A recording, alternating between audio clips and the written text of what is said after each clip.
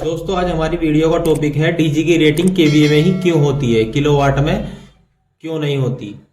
दोस्तों आज मैं आपको 3 एग्जांपल दूंगा कि हमारे डीजी की रेटिंग केवीए में क्यों होती है, किलोवाट में क्यों नहीं होती है। आपका जो जितने भी डाउट है आपके सारे डाउट आज क्लियर हो जाएंगे। दोस्तों पहला एग्जांपल लेते हैं। हमारा कोई डीजी होता है, हम उस पर लोड कनेक्ट करते हैं। हमारे डीजी का पावर फैक्टर तो हमें मालूम होता है 0.8 होता है, लेकिन उसके बाद भी इसकी रेटिंग केवीए में क्यों नहीं होती है, क्यों होती है। दोस्तों हम इस पर लोड कनेक्ट करते हैं लेकिन हमको नहीं मालूम होता हमारा जो लोड है इसका पावर फैक्टर क्या है। इसका पावर फैक्टर हमको नहीं मालूम होता कि इसका पावर फैक्टर क्या है। लोड का पावर फैक्टर कम ज़्यादा होता है। तो दोस्तों इसको एग्जाम्पल से समझ लेते हैं। दोस्तों पावर का इक्वेशन क्या होता है, P voltage ampere into cos phi, क्या होता है पावर फैक्टर। दोस्तों इसके जो पावर है हमको नहीं मालूम होते अपरेंट पावर, लेकिन वोल्टेज और एम्पियर हमको फिक्स मालूम होता है। इसके फिक्स यानी कि हम अब वोल्टेज को और एम्पियर को एक फिक्स रखकर ये हमारा जो जनरेटर या अल्टरनेटर होता है उसको डिजाइन किया जाता है, यानी वोल्टेज और एम्पियर को ध्यान में रखते हुए। दोस्तों वोल्टेज और एम्पियर हमको मालूम है तो इससे क्या हम अपरेंट पावर निकाल सकते हैं। दोस्तों मान लेते हैं कोई हमारा 100 केवीए का डीजी है। दोस्तों हमारा किलोवाट निकालने के लिए क्या क्या फॉर्मूला हम यूज करते हैं, केवीए इंटू cos फाई।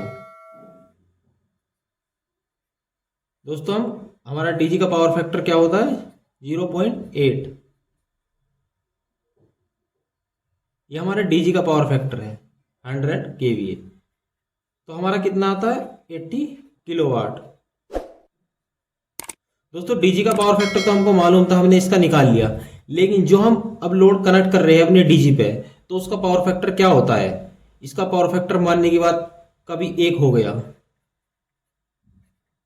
1 नहीं हो सकता, लेकिन किसी बाई चांस के हमने ऐसा लोड कनेक्ट किया कि हमारा क्या हो गया 1 हो गया, तो KVA into cos five power factor, तो कितना हो गया ये 100 किलोवाट। दोस्तों वही बात अगर ये घटकर हमारा 0.85 ये हो गया तो हमारी अब क्या आ गई किलोवाट 0.85 यानी 85 किलोवाट।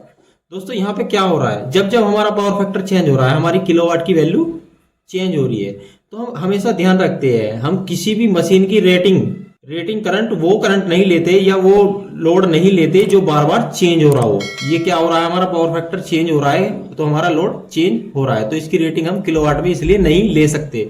दोस्तों ये हमारा क्या है 100 इक्वल है, यानी कि एक जगह फिक्स है 100 केवीए 100 ही रहेगा। सिर्फ हमारा क्या होगा पावर फैक्टर अप डाउन होता रहता है हमारे लोड के हिसाब से, इसलिए हम इसकी रेटिंग केवीए में लेते हैं। तो दोस्तों ये तो आप समझ गए होंगे। अब आती है दूसरे टॉपिक पर बात। दूसरा जो एग्जांपल है दोस्तों, हमारा जो डीजी होता है उसमें 3 तरह के लॉसेज होते हैं। एक तो आयरन लॉसेज, ये हमारा हो गया आयरन लॉसेज, ये हो गया हमारा कॉपर लॉसेज, होता है मैकेनिकल लॉसेज, वो उसमें हम इसकी बात नहीं करेंगे मैकेनिकल लॉसेज की।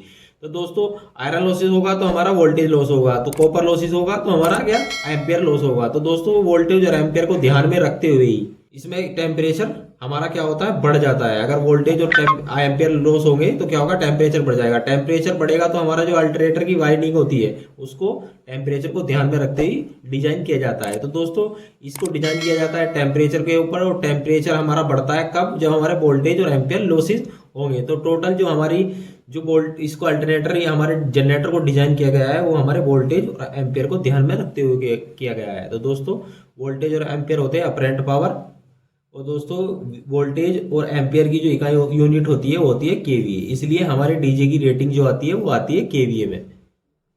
तो दोस्तों अब आते हैं नंबर 3 पर।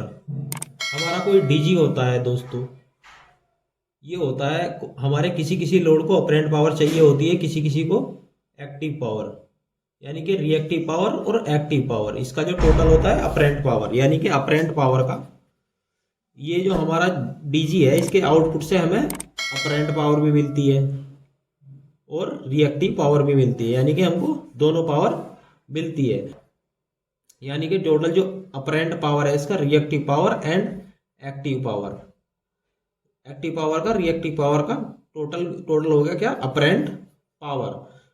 तो दोस्तों एक्टिव पावर रिएक्टिव पावर का जो इक्वेशन होता है वो होता है वी आई, और वी आई की यूनिट क्या होता है दोस्तों, केवीए, सॉरी केवीए, इसकी यूनिट होती है वी आई की केवीए। तो इसलिए हमारी जो डीजी की रेटिंग है वो केवीए में होती है। आई होप दोस्तों वीडियो अच्छा लगा होगा तो वीडियो को लाइक कर दीजिए, और हमारे चैनल पर नए आए हो तो चैनल को सब्सक्राइब कर लीजिए, और अगर आपका कोई क्वेश्चन रह गया हो तो हमें कमेंट जरूर करिएगा।